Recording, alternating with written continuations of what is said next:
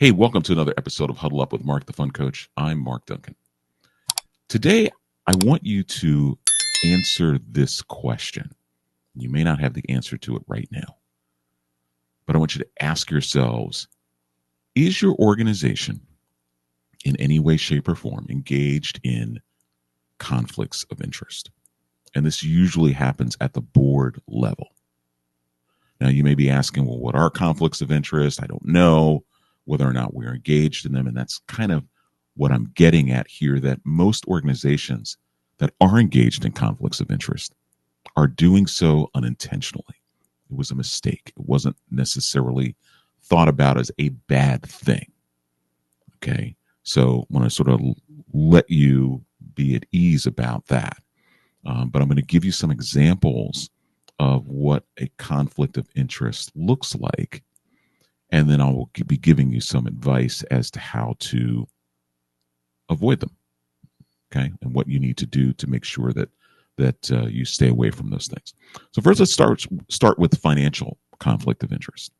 And this is very simple. Again, this is usually at the board level. So let's just say that I, back when I did work directly for and was employed by a nonprofit organization,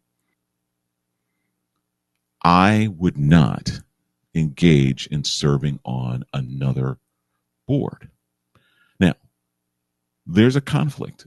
And primarily, whenever I was asked to serve on boards, it was to be on the board to assist in fundraising. I spent my career in fundraising. They thought, well, we'll recruit him to be on our board. He can help us. Not, again, unintentional, just thinking, looking at what I can bring to the table, but not thinking about how that could be a potential conflict for me as a board member and for the organization that I work for. So I made it a rule throughout my career that if I was serving on a board, I made it very clear up front, sure, I can serve on your board, but I cannot play any role in soliciting for funds, whether it's mass solicitation or directly soliciting for major gifts. Could not play a role in that. Could I provide advice and counsel? Sure. Did I put myself in those situations? Very rarely.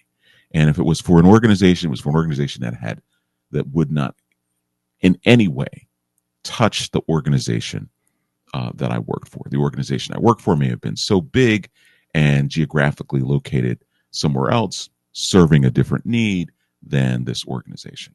Then I might serve on the board. But for the most part, I steered clear of that. So a lot of you are looking for board members who are working for nonprofit organizations that have fundraising experience.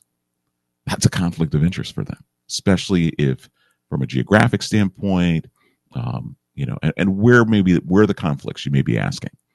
Let's just say that one of your donors, meaning you as the nonprofit, is also the donor of the organization that your board member works for. That's a conflict of interest, right? And those are things that they wouldn't even be able to disclose. So you got to be really mindful of that. The other, give you a few more examples here, as it relates to sort of financial conflict of interest. Sometimes we will have board members who are getting compensated in some way, shape, or form. Whether they are a private contractor themselves, the nonprofit organization needs services that the board member can provide, and so they draw up a contract and pay the board member for those services. That's a conflict of interest. That board member has two choices. They can volunteer to provide those services to the organization that they're serving on the board of, or they can assist leadership in finding someone else who can provide that service, right? Now, they can't necessarily or shouldn't necessarily go out and find a particular person to do that because there'll be questions around that. You want to do it in a way that says, here are some options to look at, provide them at least three, and then let leadership take it from there, right? The executive director take it from there. Okay. You step out of it. Here's another one.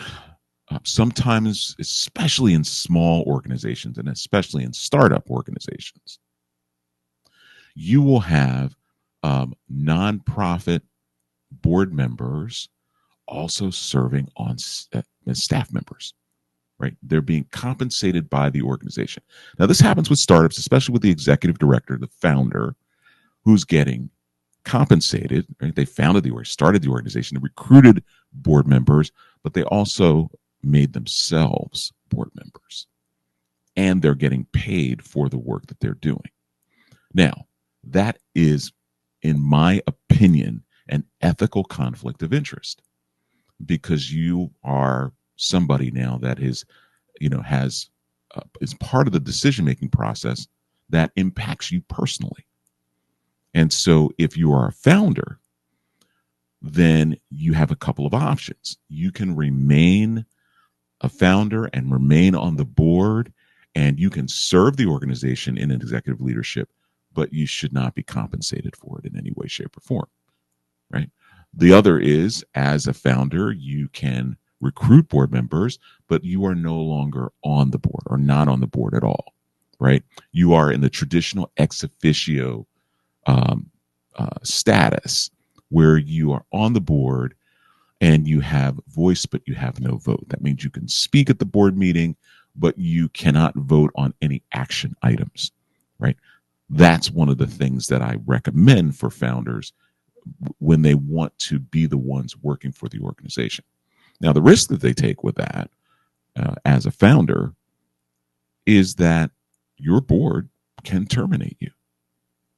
This is one of the big aha moments for founders, is that they think because they started the organization that they can actually, make sure that that job that they have is secured.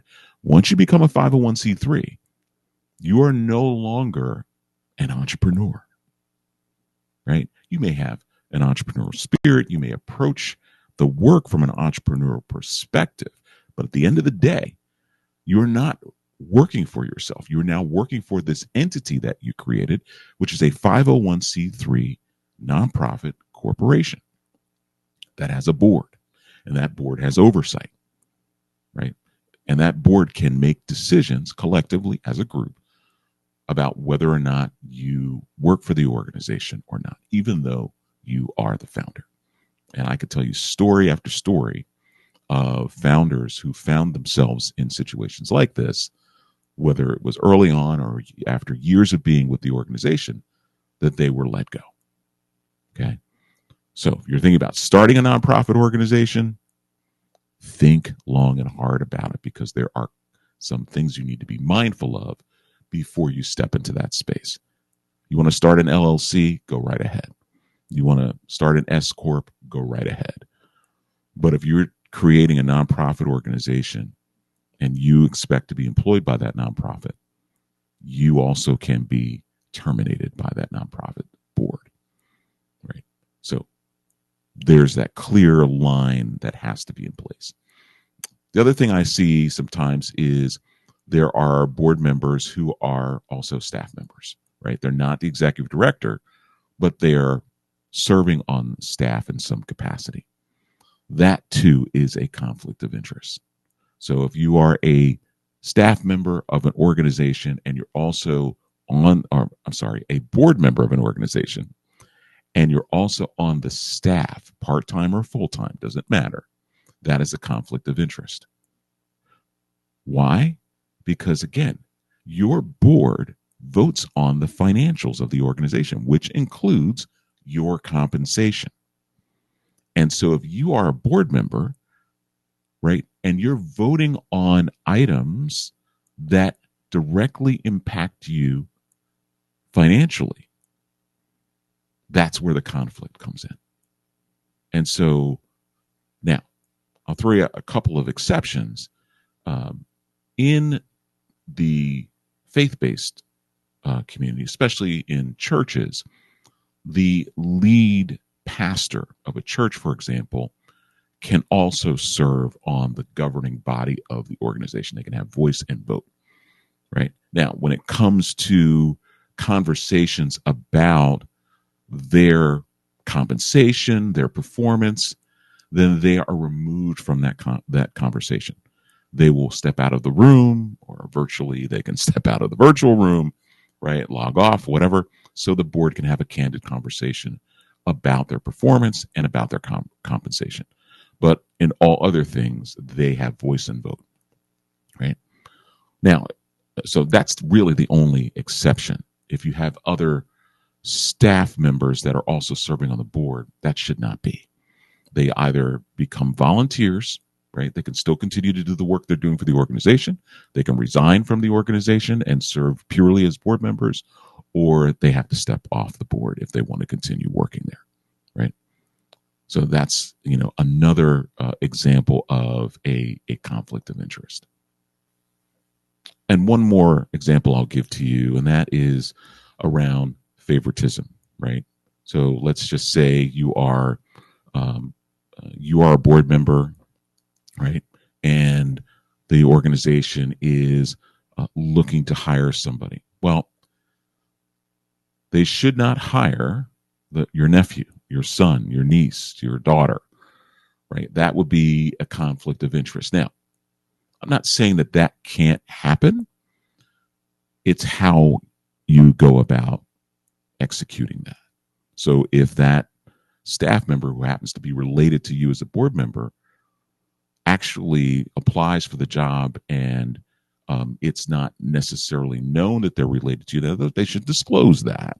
But they're part of an open process of which the board member who's related to them plays no significant role in that person coming, on board. Now, ideally, probably not a good idea to have a family member of a board member working for an organization. If that is the case, depending on the size of the organization, then that board member can recuse themselves from any conversations around that particular person, that particular position, right? They're stepping out of it. They're abstaining from vote. Maybe they're even removing themselves from the conversation so they don't hear anything. That's a way to clean that up. But it's best to avoid that altogether. Now, those are some examples that I think are really important and fairly common that I see. How do you avoid this? If you don't have a conflict of interest policy, then I encourage you to create one. Now, you may be watching this and asking, why am I leaning into this when I talk primarily about fundraising? Because it can impact fundraising in a negative way, right? Perception is reality. And if it is clear to people close to the organization that there are some conflicts of interest that are pretty obvious, that could put into question and could put into jeopardy the organization's ability to generate the philanthropic support that they need. Because donors will look very closely at that and go, that doesn't seem right. Probably not going to support that organization, right? Because they don't feel comfortable knowing what they know, right? And so we just have to be really careful, really transparent. So I would say to you, if you don't have a conflict of interest policy, start one, build one, work with your board and your executive director to create a conflict of interest policy. Those policies should have a variety of categories. One of them being financial conflicts, organizational and professional conflicts, personal and relational conflicts, and of course, legal and ethical conflicts. Those are just some basic areas. Now, you can probably, go out and find some templates for conflict of interest policies. I actually have one. If you would like one, just shoot me an email and let me know, and I'll be glad to share the one that I have with you so that you're not starting from scratch. But this can have a profound impact on your fundraising if you're not careful. So take a look at what you're doing.